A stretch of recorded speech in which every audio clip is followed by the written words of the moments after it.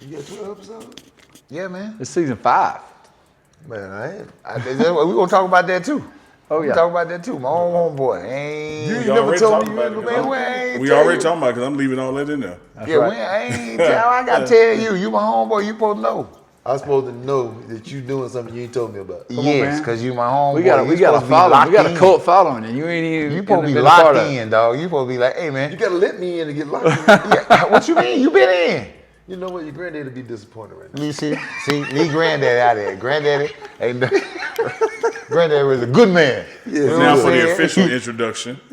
Welcome to episode 12 of The Whistle with 12. Coach Hart and Paula. 10, 1, 2. And you know what? Season 5, episode 12. This first episode with a guest. That's right, man. That's right. The best. We got our boy in the house right here, Adalius Thomas, AD. You know what I'm saying? In my heart, Hall of Famer. You feel right. me? Appreciate it. The dude. Like, okay. Let me just give y'all a little bit before we let him speak. Right. So this man, all right, came and he played in the NFL, played on special teams, gunner. Yeah. All right. For y'all that don't know what a gunner is, that be them little fast guys outside. But we got a big fast guy. Yeah, he was a big out fast there guy. that was outside. Okay. Then also played on the edge, linebacker, free right. safety, corner. Might well played all 11 positions on the defense for the Baltimore Ravens. And I want to make sure you understand this. When he was doing all this, you had you know your favorites that you say you know, like your Ed Reeves and your Ray Lewis and stuff like that. But this man made that thing go. And when you see him run down the field, when he scooped and scored and made an interception, knees didn't go too high, but he was going. He didn't get caught though. He didn't get caught. That is a rule in football though. When you break away, you cannot get caught. And that man did not get caught, man. They were talking about it this morning with Derrick Henry. Oh. He was talking about himself. He had an 81-yard run, got caught. He been caught twice this year. Of course, The he guy does have the guy 800 had or a- something. The guy had a great angle though. That's true. But he getting caught because he's so tired. He got over 800 yards already. Yeah. We won't talk about the Cowboys not picking him up. Hey man, hey. We'll leave that alone. Jerry. We're gonna leave the Leave that Cowboys alone. alone. Okay, they got Come on, enough man. issues. They firing That's right. reporters and everybody else right now. Anyway, Kobe episode 12, man. Let's talk about our number 12. The Heisman finalist. Heisman candidate, I should say. I Travis Hunter. really don't understand what all the controversy is between him and the running back. Now I ain't saying what the running back doing ain't all world. Like Right. he's doing some special He's stuff. a dude. And he's done it against some really top tier Yeah. defenses or some programs that you would say, he probably shouldn't be able to get away with that. But he did, you know, so I give him kudos to that. But dog, AD, we talking about a guy, now I introduced you, talk about you played on special teams, defense. Yep. This is a kid that's not only playing on offense and defense, but making impact plays. Well, I think the biggest thing is when you think about all the other people that have played offense and defense, they either played one and then they were put in sparingly Right. on the other side of the ball. Listen to the guy. Only sparingly. The guy was averaging 120 snaps, Yes. whatever Right. it is. Oh, yeah. Yes. And so Yeah. you're talking about starting at wide receiver or starting on defense. So give you a scenario. You kick the ball off and you return. Okay, you're on the 20-yard line. Okay, Travis is at wide receiver. Right. And so what do? You run all 4 plays. You got an 8-play drive, and he got 3 catches. Lo and behold, you kick a field goal, punt, whatever it may be, he right back out there. Regardless Right of what back out the there. difference is. If it was a 10-play drive, 12-play drive, all of those things, the athleticism and the cardiac conditioning to be able to Correct. do that alone and be effective is outstanding, number one. Right. Number 2, the mental process to know, okay, I'm going to receiver, I'm at slot, I'm in nickel, I'm in dime, I'm in base. To know all of those things, anybody that knows the playbook, it's hard enough to find a kid to learn a playbook on one side of the Exactly. ball. To know both sides of the ball and be elite in both sides. Correct. Is, like, okay, then run a 9 route. Okay, then cool. You're going to run a 9 route, you're going to run a bang 8 and run hurry up offense, and then go to 2 minute and be a DB and dare somebody to throw it your way. And you're covering their best receiver, because that's what we put them on. Right. And not only are you learning offense and defense, you got to have adjustments on both. Correct. Right? Because chess pieces move in this game. That's right. Yes, You understand? absolutely. So now we got to know the adjustments and do that effectively. And the man is, I mean, he's got turnovers, he's got picks, he's got touchdowns. Right. Like, But the thing about it is, and he brought up a great point. You know, everybody talks about the physical aspect because, I mean, just the cardiovascular conditioning alone is something. But the mental aspect of everything to keep your head in the game on both sides of the ball, to know the playbook, know the game plan on both sides of the ball. And guys, I mean, he was just named, and this is not an official All-American poll. But he was just named first team midseason All-American on both sides of the ball. I don't know that anybody has ever been an All-American, first team All-American on offense and defense in the same year. that's wild. That's crazy. You know, so I'm like, y'all, I don't understand the discussion. Hey, hats off to the boys from Boise State. The boys He's doing his thing now. This ain't got nothing to do with it. I But would we say talking this. about something we may never see again. I would say this, like you said, it's no discredit to the guy from Boise Absolutely not. State whatsoever. Absolutely Have not. he does a great job? Yes. Have we seen that before? Yes, we have. Yes, we have. We've seen that from running backs do Yes. play one position. We've seen that before. What 12 is doing now, we've never seen this before. Never. You look at Champ Bailey, That's right. Charles Woodson. Exactly. Those guys played both ways, Right. but They just a spot little bit. duty. It was sprinkling. They were mainly defensive it was players mainly that defensive played players offense. sprinkled in there, and rightfully so. And so for him to go out there and dominate and be as assertive Right. and to be as focused, Right. you know, like you don't have mental errors or whatever. I mean, it's outstanding. And I'm Well, gonna like I tell said, I think you said it, Polly. I think you said it. And you said it too, AD. What the kid from Boise State has done, we have seen before out of position. It has been a while, Right. but we have seen it before. I agree with you. I don't know if we'll see another Travis again. No. That can actually start on both sides and contribute the way he does and make the like. Not just do we contribute, like dominate. Dominate. Yeah. Like, can we envision? Are we really gonna say we know a kid? I don't know, recruiting wise, as a freshman right now in high Right. school or a sophomore or junior, and say, hey, he's the next. I mean, that's hard. A lot of people say, I'm the next Travis. I'm the next. Man, Think about Listen. this, dog. Think about this for 1 second. He is in both scouting reports. Yes. On the other side. Yes. he's in both scouting reports. Like you talk about him on the offensive side of the ball. He the and first defensive pitcher that comes up. His head, I guarantee you, they put the scout report up. He's up before the head coach.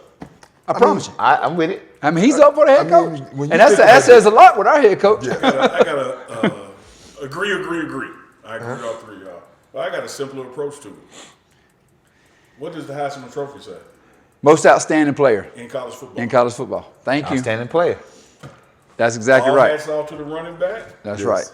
But if you're telling me to pick who is the best player in college football right now, let's make it a draft. Who would you pick if you had one pick and you got to pick somebody in college football this year? Now, you don't know who they picking. That's right. Travis I guarantee Hunter. you this. I bet Travis can check that running back on the route, but I bet that running back can't check Travis. That's right. That's exactly I right. agree with that, but you know, you the coming, best player in That's college right. you football, coming from the Travis Hunter. NFL, AD, thinking about a GM, right? And they getting ready to put this money down. Yeah. And now I'm asking you this. I'm thinking if I was GM, I'm like, I'm gonna go with Travis just because if he's not performing here, then I might have something over here. Where if you got a running back, it's just a running back. But this guy, I get bang for Here- buck, right? Here's another aspect of it too. All right, forget about a Heisman. They've got an award for best running back, right? Doak Walker Award. They got an award for best receiver, the Biletnikoff Award. They got an award for the best DB, the Thorpe Award, right? They don't have an award for the best dude on both sides, who's doing it all. They don't even have an award named for what he's doing, you know? Right. So the thing about it is it is the Heisman Trophy. And I think, you know, the guy has proven himself. You know, he's been banged up last couple of weeks. We pulled him out a little bit for Arizona just because the game was under control and we didn't really need him. Yeah. And he's getting ready to go in the second half of the season. And I'm just going to tell you, man, when we need a play, you can bet he's in the middle of it, whether it's offensively or defensively. He's proven that. He has proven that. I mean, talk about making impact plays during crucial parts of the game. Yes. Has he not done it? Yes. From Colorado State Yes. to Baylor. And unbelievable. And that's on two different sides That's of the right. ball. Yes, sir. Right? Two different sides of the ball. And so, but to answer your question about the GM, and when you think about that and you like, okay, I learned from Ozzie. Ozzie Newsome at Baltimore is Yeah, like, man. you know, Yes. you take the best on the board. Yes. Right? You need this, whatever it is. Okay, but you take the best on the board to make your team better. That's right. I can't imagine how do you add someone that is smart, tough, physical, professional already, and the ability to play both sides of the ball against the elite players that's here and go to the next level and do the same thing. That's, to me, is an ultimate pro. That's right. And so he's a pro before he's a pro almost. That's and right. so when you think about that, you get the bang for your buck with Travis, to me. Exactly. Again, do you want a running back and say, okay, I just got to have a running back, whatever it is? You know, we could really put Travis at running back if you really thought you could think about it. You know, from his ability to do different things, he can throw the ball. So it ain't that he can't, but it's just that, okay, then we got other things that we want him to do or whatever. But again, if I'm choosing those two, then I think overall that makes your team better because it gives your team versatility, it gives your team explosiveness, all in one draft pick. That's Well, exactly right. probably then you just said something though, AD, made me think about this. Probably because I've seen this done. But probably this would be great if you put Travis at running back. Oh, dude, I've already thought about personnel. it. Yes. And then motion him out. Yes, I've already thought about I'm sitting there looking at my linebackers. I'm like, time out. Yeah, if you just line him up in the backfield, y'all call a timeout. You want a timeout, you put him in the backfield. Now you done motion him out to empty. No. And we done walked our butt out of here. I'm like, say, man, no, dog. No, you know Every what? time we'll make one. You got an injury time, man. You got to do That's exactly something. right. Hey, You somebody gotta do gonna fall down. Hey, fall down. Somebody do What something. game was that the dude fell down? Oh, that was Kansas State. They were falling down every play. Hey, last week, Alabama pushed the dude on the field to fall down. I hate to do this because the Travis discussion is all that. But you know we had a game last week. Okay. And we ain't talked about it yet. We ain't talked about Arizona yet, have we? Oh, yeah. Hey, man. We ain't talked about Arizona yet. Hey, man, listen. We gotta talk Hey, about Arizona. listen. We got to talk about Cincinnati. Hey, listen, let me tell you something right now. Hey, we making Arizona like Florida. That's like our backyard, man. Like we are undefeated in the state of Florida and Arizona. You realize that? We've never lost a game in the state of Florida and I didn't know Arizona. about Arizona. You know, that's that's good to know. But the crazy thing is, I would be willing to bet that it all goes back to your preparation. Absolutely. The preparation No doubt. to how you approach the game, how the guys, how the coaches prepared the players. All of those things really, you can tell. Yes. Like when they buy into the thing, they understanding as they go through the week, and you see on Monday and Tuesday how they're okay then. But when you see when Wednesday and Thursday come around, Right. those are mistakes that they were making early in the week, they're not making anymore. The communication picks up on Thursday. Yes. Communication picks up on Friday. The pace picks up. They're calling out the plays. They're communicating. That to me is how you can tell when they've kind of bought in. They bought into the things. And as we all know, sometimes they don't buy in all the way like they Yes, should that's sometimes. right. And so when you see that, it's like, okay, then we have a chance to be something special. And the Correct. challenge is always, you can't go back. We want, as coaches, you want to hold them to, you don't get a chance to go back to, That's right. doing it a different way. Like you show me you can hone in. You show me that you can communicate and be dominant. We need that week in and That's week right. out. Well, I'm gonna tell you what, it started from the opening kickoff as far as preparation. Shout out to Tommy Robinson, our special teams coordinator, guys. He prepared us all week for a surprise onside. I don't know how he knew. He had a feeling it was coming. He knew their kicker was elite in terms of kicking the ball out the back of the end zone. But he did spend a lot of time on that, and I'll be darned, at the opening kickoff, they didn't try it. We recovered it. RJ did a great job of being alert, making the play, and then it gave us great field position. And we started off with a score on the first drive, and then we slammed the door on in the first drive. And I think from there, we were playing with a ton of confidence. It's always good to start off with a score on the first drive because it gives your team confidence. But going back to the preparation, like we all know as coaches, the first day of install is always hangover day for coaches, right? Because you're installing something new, you watch them going through it, and after the practice, you look, you like, oh my God, this is the right thing to do. But then, like you said, AD, you get to day two, the corrections are made. Correct. And they're flying around, they're communicating. Yeah. Then day three, you start to see them have fun doing it and calling out the plays and going, no balls on the ground on offense, catching the balls, making the routes and all those adjustments. And you go into it, and the kids have really, in my opinion, we've turned it on right at the right time. Yes, absolutely. Like we had some stumbles, starting at the beginning of the season, but going into it, you want to peak at the right time. Right. And we haven't peaked yet, but we're starting to get a nice rhythm to where we're Right. figuring out, hey, we can play offense, we can play defense, we can play special teams. We got all three phases playing complementary football. Yes. Absolutely. And it's showing. You know Yes. what I'm saying? It's showing in the score. It's showing in enthusiasm. It's showing how we interact with each other. You know, it's showing how the coaches are calling plays and make sure that we got the ball, time of possession, where the ball is on the field. Right. All those things, if you check from the beginning of the year to now, have changed. Absolutely. Absolutely. It was interesting to me that is now I think the panic button is farther down the road than Yeah. it was in the beginning Right. of the season. You know, because being travel and you go different places or whatever it is, after we was 1-0, right? And then it was the little chatter in the background, and then you became 1-1, right? We lost to Nebraska.